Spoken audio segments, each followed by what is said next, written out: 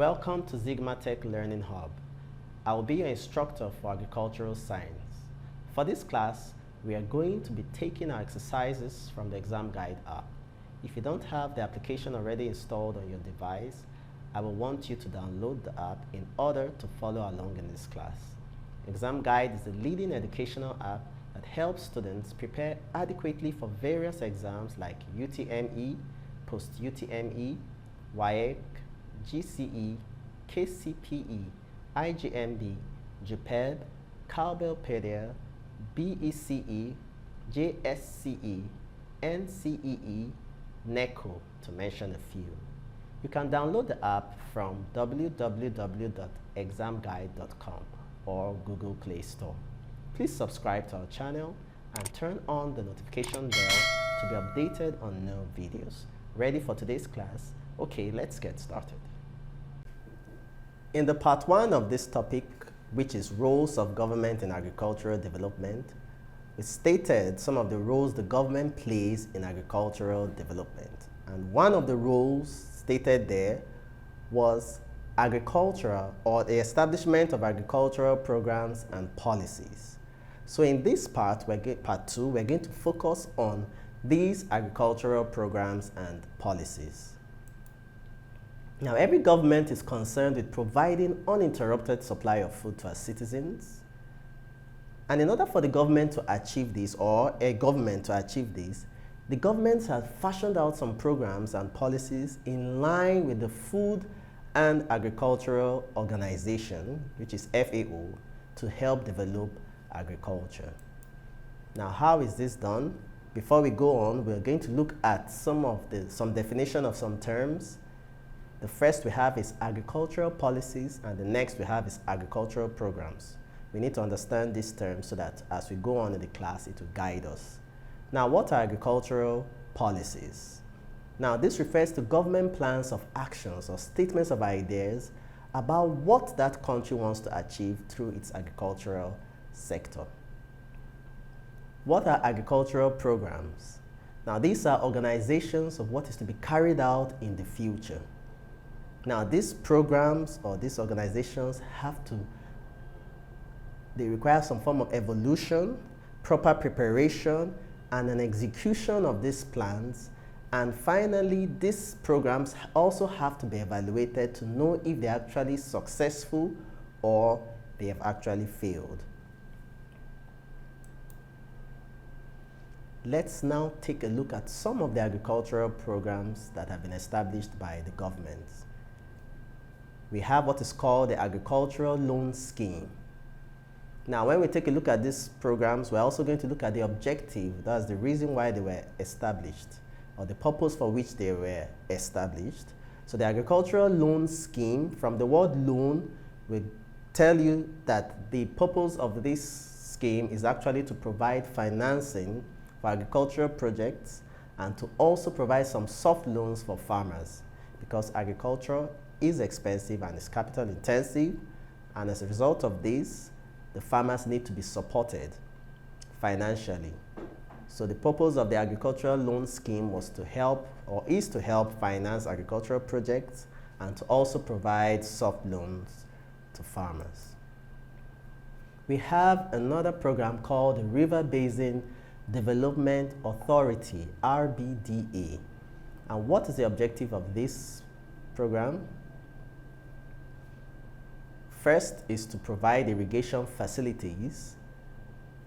And how do they achieve this, or how is this achieved? Through the construction of dams, because agriculture needs to be carried out in season and out of season. That's during rainy season, or when the rain has subsided, we still need to carry out some farming practices. And so as this organization or this program was established to help provide irrigation facilities and also to provide potable water for the rural dwellers, that's the peasant farmers, to help meet some of their basic needs. So they were also provided with potable water. That's one of the objectives, to provide potable water to rural people so that they can increase agricultural production. The objective too of the River Basin Development Authority is also to bring more land under cultivation. And how is this achieved? By providing land clearing services. And this entails the establishment of tractor hiring services at minimal cost. Still on the objectives of the River Basin Development Authority, another objective is the construction of fish ponds. And how is this achieved? This is done so as to enhance the distribution of fingerlings to fish farmers. And what are fingerlings? These are young fishes. So the authority helps to what? Distribute fingerlings to fish farmers, and also to construct feeder roads. Now, what are feeder roads? These are roads that link the rural areas to the urban areas. Another objective of the River Basin Authority is to improve rural infrastructure. Remember, farming takes place in the rural areas or by peasant farmers, and in order to encourage participation in farming, there should be provision of rural infrastructure to encourage youths or young able-bodied men to remain in the rural areas and get involved in agricultural production. We have another program called the National Agricultural Insurance Scheme. And when we talk about insurance, what comes to mind? You're talking about a form of compensation in case there's eventualities, in case of certain uncertainties that may come up as a result of either crop failure or animal failure, or heavy losses due to death of animals and so on. So the aim of this National Agricultural Insurance Scheme is to help provide security against risk and uncertainties and hazards that a farmer may experience in the course of his production of crops or animals. We have the Green Revolution, GR, and this program was set up by Shehu Shagari, and it was set up in the year 1979 to 1983. And the aim of this program was to help develop mechanized agriculture. So the essence was to help shift agriculture from the usage of crude tools and implements or equipment to modernize or mechanize agriculture where machines are used. It also helped in creating job opportunities. Another aim is to help create job opportunities. You know, the agricultural sector is a sector that is that can employ a large population of people involved in the sector. For example, I think the agricultural sector can accommodate up to like 75% of the working population are involved in agriculture. So the Green Revolution was also established to help create job opportunities in the agricultural sector. It was also established to help produce cash crops for export. Cash crops like cocoa, rubber, tea, sugarcane. So this program was established to help produce cash crop for export and to also help produce food at a low cost. It was also established, or it was also involved in establishing the River Basin Authority for irrigation purposes. Because if you want to be successful in agriculture, where you cultivate both during the rainy season and the dry season, irrigation facilities have to be employed. And so the Green Revolution took that into consideration by trying to establish River Basin Authority for irrigation. We have another program called Operation Feed the Nation, OFN, and it was established by President or General Olusegun Obasanjo in 1976 to 1979. And what are the aims of the Operation Feed the Nation program? One is to provide food for all Nigerians. And it was also established to help reduce the cost of living. Now, a lot of money is spent. Of course, you know that food, if the cost of production is high, it will definitely affect the cost of living of the Nigerian, the average Nigerian. So this program was established to help reduce the cost of living. How? By making sure that food is provided for all Nigerians. And it was also established to help create job opportunities, because I stated earlier that the agricultural sector is a sector that can accommodate a lot of workers, because there are different sectors of this economy, of this sector, of agriculture, that can accommodate different classes of people. We have agro-allied and agro-based industries that make use of raw materials from agriculture. And so in the course of production, a lot of labor can be employed. So it helps to create job opportunities. It also helps to popularize agriculture, because a lot of people seem to be distracted or lack interest in going into farming because they feel it's a dirty job and it requires a lot of labor. So they don't see it as so lucrative as a venture to go into. So this program was established to help popularize agriculture, and also it was established to help discourage the importation of food, because if the local production is not encouraged and we depend on the importation of food, that will affect the GDP of the nation. And so this program was established to discourage importation of food and encourage local production of food. We have another program called the National Agricultural Land Development Agency, NALDA, which was established in 1992. And what was the objective of this program? It was just to prepare and provide land for agriculture. Remember, agricultural activities takes place on land, basically. So the aim of this program was just to prepare and provide land for agriculture. We also have the Directorate of Food, Road and Rural Infrastructure, DFRI, which was established by the federal government in 1986. And what's the aim of this program? To help construct feeder roads for rural areas.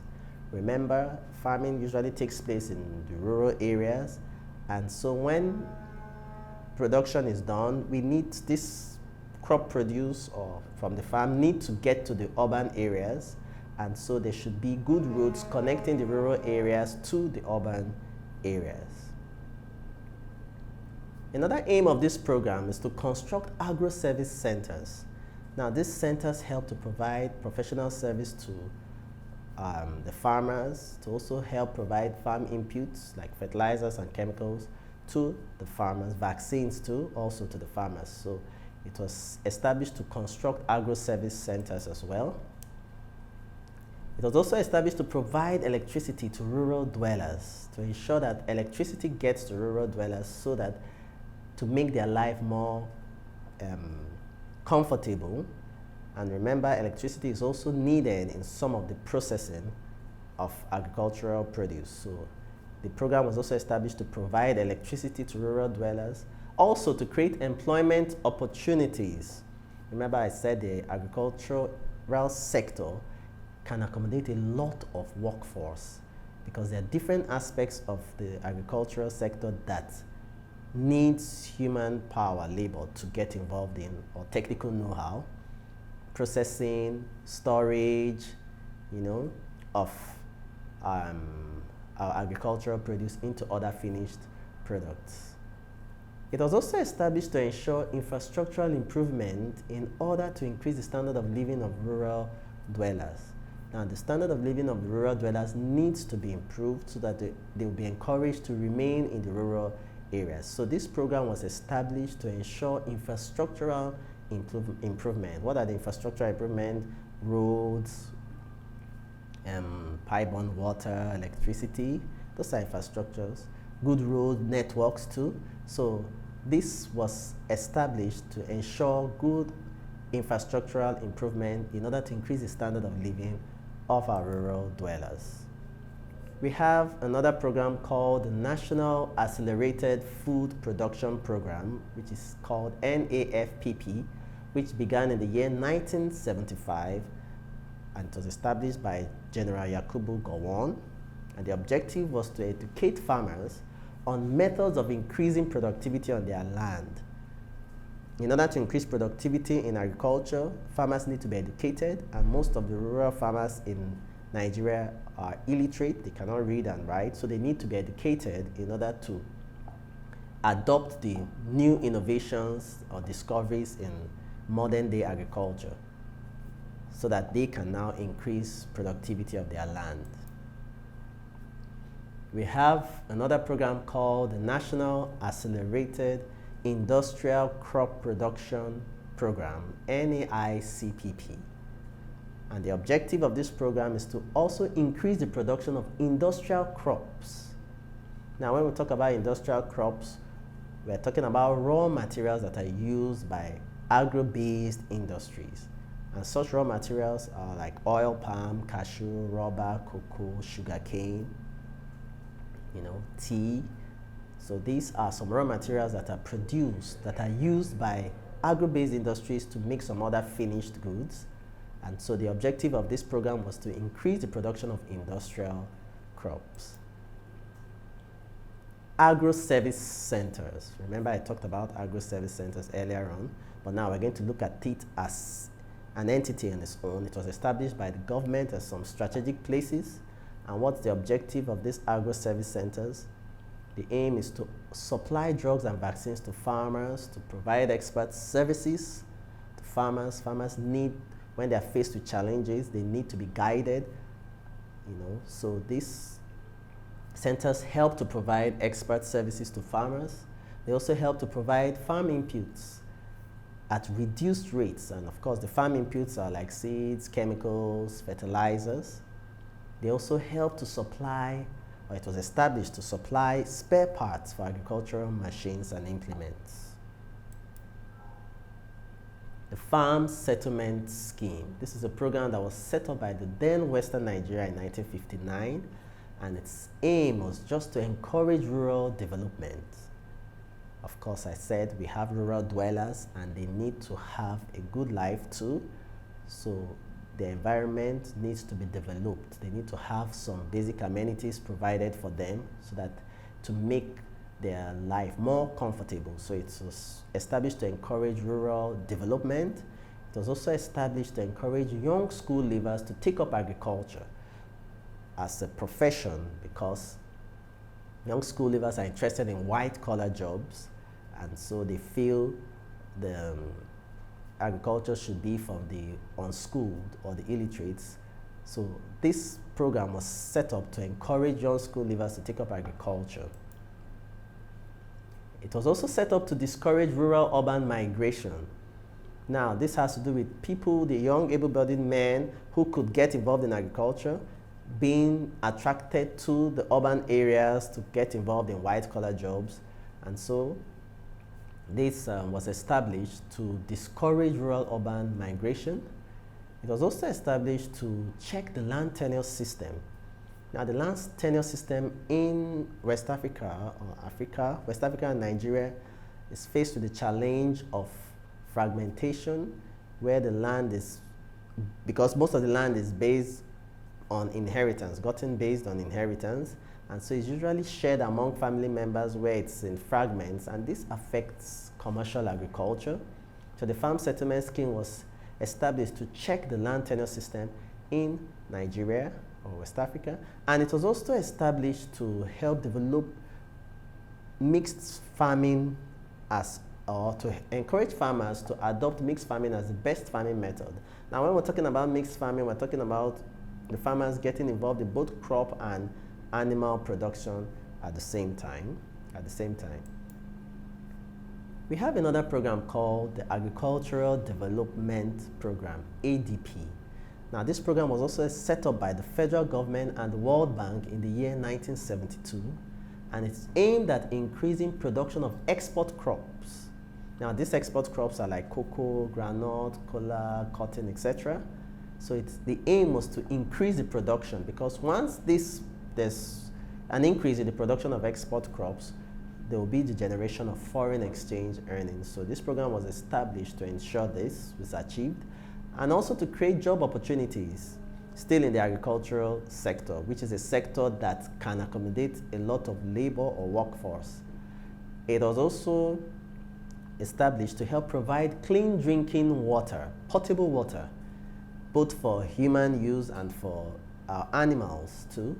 So this was established to provide clean drinking water, to also make farm inputs available, fertilizers, farm inputs like fertilizers, chemicals, vaccines, drugs. These are needed, seeds too, these are needed by farmers. So it was established to make these farm inputs available. It was also established to ensure the provision of facilities for mechanized agriculture. Of course, mechanized agriculture has to do with the use of machines in agricultural production, both for crops and animals. We have automated devices that can be used even in animal production too. So this was established to help provide facilities for mechanized agriculture. It was also established to increase the level of extension contact with farmers. Now, a lot of innovation has taken place in agriculture or is still taking place in agriculture. And so these farmers need to adopt this innovation in order to increase their level of production. And this is achieved when these extension agents can get these farmers to adopt these innovations. So it helps to, the agricultural development program was also established to help increase the level of extension contact with our farmers. It was also established to make provision of rural infrastructure available to our rural dwellers. For example, good roads, school, health centers, rural electrification, all of this will help to make their lives more comfortable and to help increase or improve their standard of living in the rural areas. We have the School to Land program. This program was established by the Rivers State government.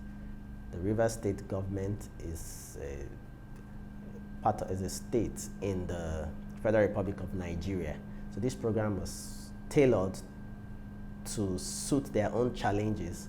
And the aim of this program was to produce food for the inhabitants of Rivers State, to also help create jobs for young school leavers, to also encourage the study of agricultural science in schools, because agriculture needs to, the youths need to be encouraged or guided to know the relevance and the importance of agriculture right from the early stage of their lives. So if they are encouraged to study agricultural science in schools, it will help to boost the agricultural sector. We have cooperative farming as another program which is tailored to help boost agricultural development. And what is cooperative farming? There's a kind of farming that is initiated by the government whereby farmers come together for farming purposes, and it has its rules. Of course, basically it's to support all members, but it has some specific rules which include the organization that's helping to make provision for employment, that's creating of employment, provision of farm inputs like chemicals, fertilizers, seeds, etc. Also providing processing facilities like grinders, millers. All this help in processing our agricultural produce from our farms. They also help to make provision for storage facilities like silos, rumbles, and these are some of the devices that are needed for storage. So these cooperative organizations help to provide storage facilities for their members. They also help to make provision for a ready market for the farm produce that are gotten to be sold. They also help to provide training facilities and opportunities to their members so that they can gain better knowledge and mastery of the agricultural profession. They also help to provide funds or capital for their members so that they can step up their level of production in terms of agricultural production. They also help to create awareness for their members, and this awareness has to do with when they need to produce or get involved in farming, what to produce, how to produce. So these are the aspects these cooperative organizations focus on, creating awareness for their members which is very important: when to produce, how to produce, what to produce. They also enhance investment opportunities for the farm, for their members. They are guided on what to invest in, and they also encourage large-scale production by their members. So far we've discussed quite a lot or extensively on our agricultural policies and programs. So let's just have a little recap on what we learned so far. We learned that the government is concerned with providing uninterrupted supply of food to our citizens. And in order to achieve this, the government was able to fashion out some programs and policies in line with the Food and Agricultural Organization of Nigeria, FAO, to develop agriculture.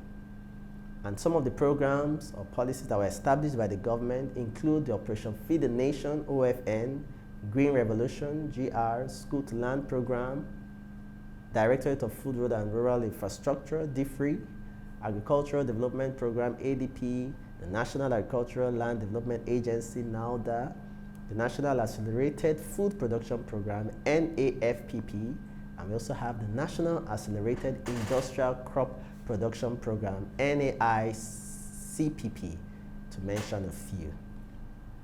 Okay, let's take a look at a question or two using our exam guide. So we look at the year 2014.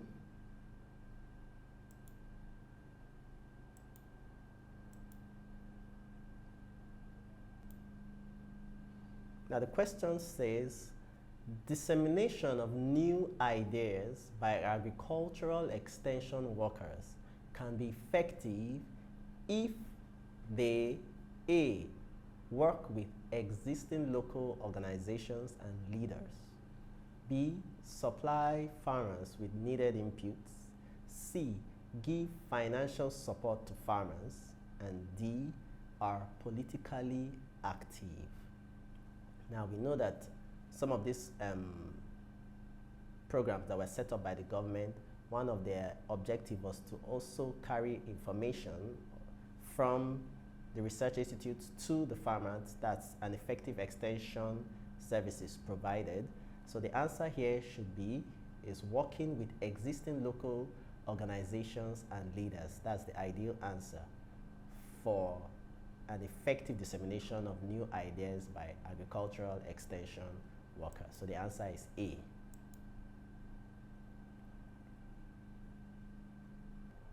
This question says, the term fingerlings refers to a young, now A option is rabbit, B option is fish, C option is goat, and D option is turkey. In the course of teaching you, I talked about fingerlings, and I said fingerlings are young fishes. So the answer is B. Thank you for participating in today's class. You can practice more questions using the ExamGuide app. The app scores and gives a detailed explanation of all the questions at the end of your practice test. You can learn a particular topic of interest with different modes like study mode, mock mode, and practice mode. It also has other features that make learning fun. It is a must-have for all serious students. Download from www.examguide.com if you don't have it yet. See you in the next class. Don't forget to subscribe to our channel, hit the notification bell, and share the video to people that would benefit from it.